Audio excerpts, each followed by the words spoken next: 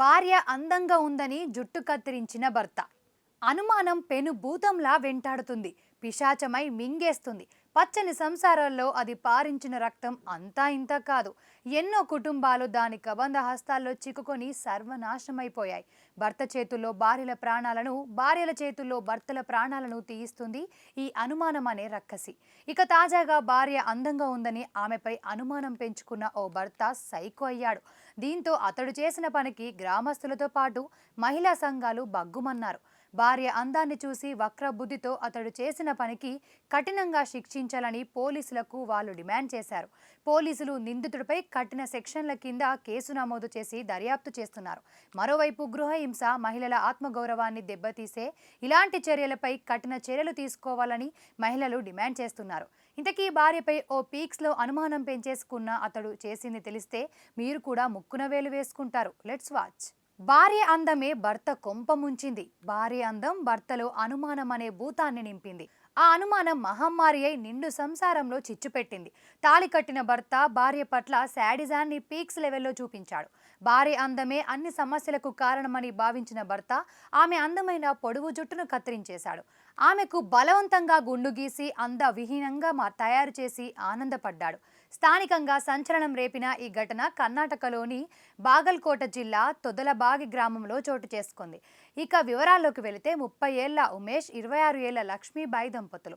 లక్ష్మీబాయి అందంగా ఉంటుంది. ఆమెకు పెద్ద జడ ఉంది. దీంతో ఆమె ప్రతిరోజు చక్కగా పొడవు జడ వేసుకొని జడ నిండా పూలు పెట్టుకునేది. అయితే భార్య అందంగా ఉంటే ఆనందపడాల్సిన ఉమేష్ మాత్రం అనుమానం అనే పిశాచి కారణంగా శాడిజాన్ని ప్రదర్శించడం మొదలుపెట్టాడు. ఈ నేపథ్యంలో గత కొంతకాలంగా భార్య భర్తల మధ్య గొడవలు జరుగుతున్నాయి. లక్ష్మీబాయి అందంగా ఉండటం, ఆమె పొడవైన జుట్టును పూలతో అలంకరించుకోవడం చూసి ఉమేష్ ఏమాత్రం ఓర్వలేకపోయేవాడు. తన భార్య అందాన్ని చూసి పరాయి పురుషులు ఆకర్షితులవుతున్నారని వక్ర బుద్ధితో ఆమెను నిత్యం వేధించేవాడు.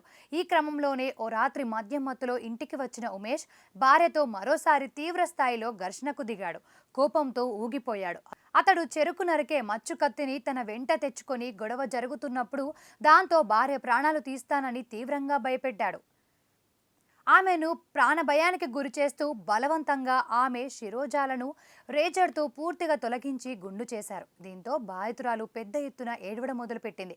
లక్ష్మీబాయి రోదనలు విన్న చుట్టుపక్కల వారు వెంటనే అక్కడికి చేరుకుని ఆమెను రక్షించారు.